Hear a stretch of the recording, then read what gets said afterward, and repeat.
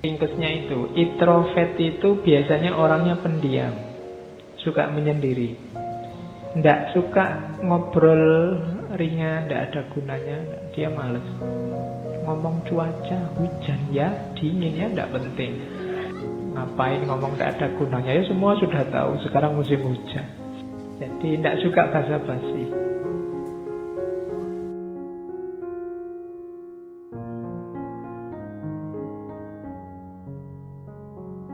Bismillahirrahmanirrahim.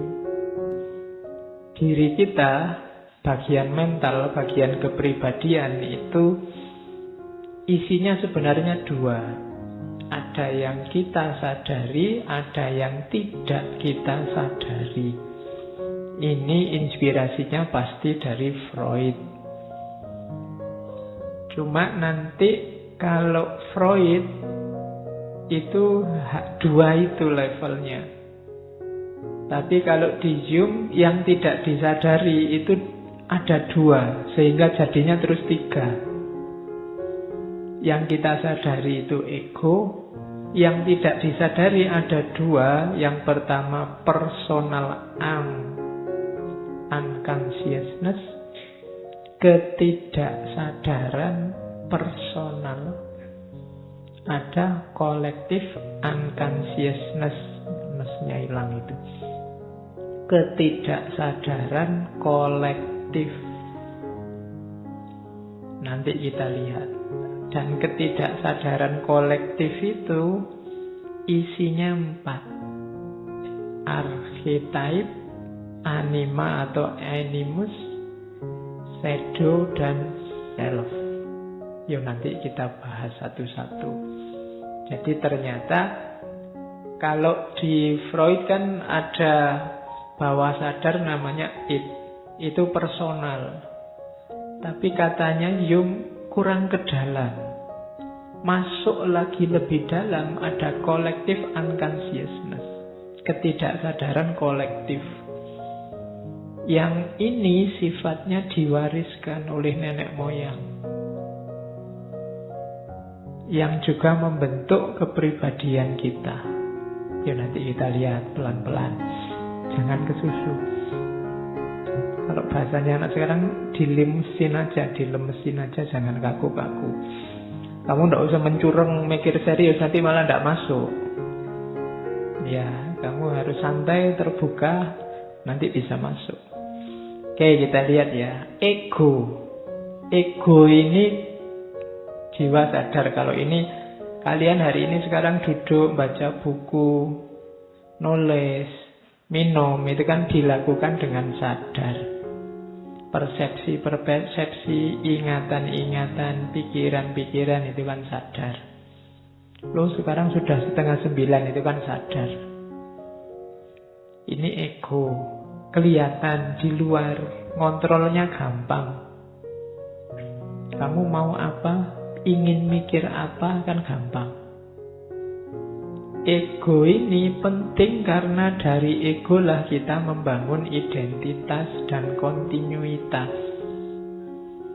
Kalau ada pertanyaan siapa aku atau siapa kamu, jawabannya ya berdasarkan ego selama ini. Filsafat ego dibahas panjang lebar serius antara lain oleh Iqbal dulu.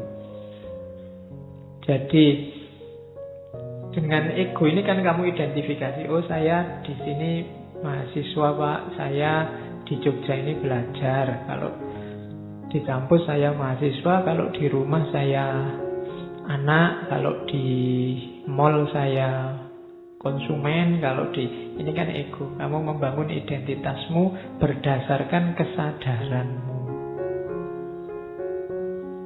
Jadi ego isinya kumpulan gagasan, kumpulan tingkah laku yang kita kontrol, kita kuasai, kita tampilkan secara sadar. Hujan-hujan gini enaknya ngapain ya? Itu kan sadar, kamu bisa mikir. Besok pagi enaknya kemana ya? Itu kan sadar. Nah, itu level ego. Oke, kalau ini mudah, level sadar. Ada lagi, isinya ego itu ini. Ini yang disebut fungsi jiwa. Jadi kalau ada yang tanya mental itu isinya 4 itu. Jiwa kita aktivitasnya 4. Yang pertama sensing, yang kedua thinking, yang ketiga feeling, yang keempat intuiting. Sensing itu paling mudahnya dijelaskan mengindra dengan panca indera. Saya melihat kalian ini sensing. Loh Pak, itu kan aktivitas fisik Pak, bukan aktivitas mental. Loh kalau fisik saja, mata saja, tidak ada daya melihat, tidak bisa kamu melihat. Telinga saja, tidak ada jiwa, tidak ada daya mendengar, tidak bisa kamu mendengar. Jadi itu fungsi jiwa. Jadi sensing itu gunanya apa? Panca indera itu gunanya apa? Mengalami, experiencing. Panca indera itu kan mata untuk melihat, telinga untuk mendengar, hidung untuk membau ya. Kadang-kadang kalau mahasiswa, kalau hidung untuk apa? Jawabannya hidung untuk mencium Pak, mesti gitu. Memangnya kalau kamu ciuman pakai hidung. Terus lidah untuk merasa. Ini juga kalau ditanya, loh merasa itu pakai hati apa pakai lidah? Oh enggak Pak, pakai mengecap. Loh yang mengecap itu mulut apa lidah? Terus kamu bingung dewe. Ya. Terus tangan untuk apa? Menyentuh apa meraba?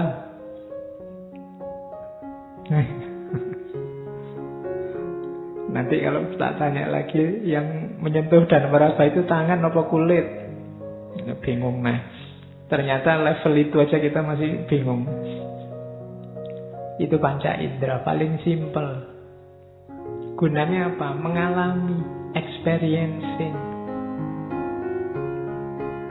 Jadi ketika kalian mengalami, terus kan di situ muncul pengetahuan. Ada daya-daya yang terlibat sehingga muncul pengetahuan dari pengalaman itu.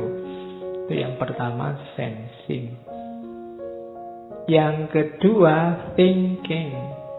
Kalau ini simple. Kalian sudah paham apa itu berpikir. Selama kesadaranmu masih ada, masih jalan, sensing, thinking, feeling, intuiting itu otomatis jalan. Thinking itu berpikir, wah ini mumpung tidak hujan, enaknya pakai kaos saja, nanti mungkin sumuk. Nah itu thinking. Otakmu itu sebenarnya organ tubuh yang paling capek itu akal, otak. Tidak pernah kamu berhenti selama kamu sadar. Kamu begitu masuk ke tadi sampai gerbang nonton, oh sudah banyak yang datang. Itu kan ini pikiran. Terus kamu parkir begitu masuk, minumnya belum ada. Itu kan juga pikiran. Kamu masuk lagi, nyari tempat yang enak, yang bisa senden. Itu pikiran juga. Ini tidak pernah istirahat. Begitu kamu sadar bangun, pikiranmu itu jalan terus. Makanya levelnya level kesadaran. Jadi itu dua aktivitas utama. Yang ketiga, feeling. Feeling ini hubungannya sama rasa. Jadi evaluating experience itu feeling. Misalnya tehnya panas, awalnya sensing. Kamu simpulkan panas itu thinking. Rasa panas itu feeling. Nah, hasilnya apa? Intuiting. Kalau intuiting itu pengetahuan, pemahaman yang muncul tanpa sensing, thinking, feeling. Jadi tiba-tiba muncul di kepalamu apa saat kamu sadar, itu intuiting. Tidak ada angin, tidak ada hujan, tiba-tiba, wah ini kalau ada gorengan enak ini. Muncul tiba-tiba ide gorengan, itu semacam intuiting. Kok tidak tadi-tadi biar bisa beli di luar, di sini baru ngomong gorengan. Nah itu intuiting. Jadi aktivitas pengalaman hidup yang tidak melibatkan sensing, thinking, dan feeling itu biasanya intuiting. Orang kadang menyebutnya intuisi. Intuisi itu tanpa sensing, tanpa thinking, tanpa feeling, tapi lahir pengetahuan. Jadi dapat pengetahuan. Muncul tiba-tiba dalam kondisi sadar, itu intuiting. Oke, jadi saat kita sadar, jiwamu sibuk dengan 4 itu. Terus modelnya apa? Ego yang sadar itu, ini teori selanjutnya terkenal sekali dari Jung tentang extraversion dan introversion. Kalian pasti sering dengar istilah ada orang yang introvert dan extrovert. 2 tipe kepribadian. Ini namanya sikap jiwa kalau katanya Jung. Ya ureanya panjang, tapi ringkesnya itu introvert itu biasanya orangnya pendiam, suka menyendiri. Terus tidak suka ngobrol ringan, tidak ada gunanya, dia males. Ngomong cuaca, hujan ya, dingin ya, tidak penting. Ngapain ngomong tidak ada gunanya, ya semua sudah tahu, sekarang musim hujan. Jadi tidak suka basa-basi, tidak suka beramah tamah. Jadi wajahnya pokoknya datar, lurus, tidak suka. Tidak ekspresif, polos pokoknya. Kalau bahasanya game itu poker face. Oke. Jadi tidak suka rame-rame kayak gini. Mungkin dia duduknya di pojok-pojok gitu. Kalau ada temennya ketawa, dia alah gitu aja ketawa. Ya. Loh iya, itu cirinya orang introvert. Dia tidak nyaman dengan keramaian. Dia lebih suka sedikit orang atau malah sendirian dia suka. Tidak suka diganggu. Kalau diganggu dia sebel, dia pengennya menyendiri. Itu biasanya orangnya introvert, pendiam. Terus awas biasanya. Dia selalu lihat lingkungan sekeliling. Selalu waspada. Sebelum ngomong dia mikirnya panjang. Jadi banyak berpikir sebelum ngomong. Itu antara lain cirinya itu. Kalau sudah ngomong biasanya serius, terus to the point, tidak mau basa-basi. Kalau sudah jengkel tidak bisa diajak ngobrol, diem aja. Mau dari mana mas? Dari tadi. Ya.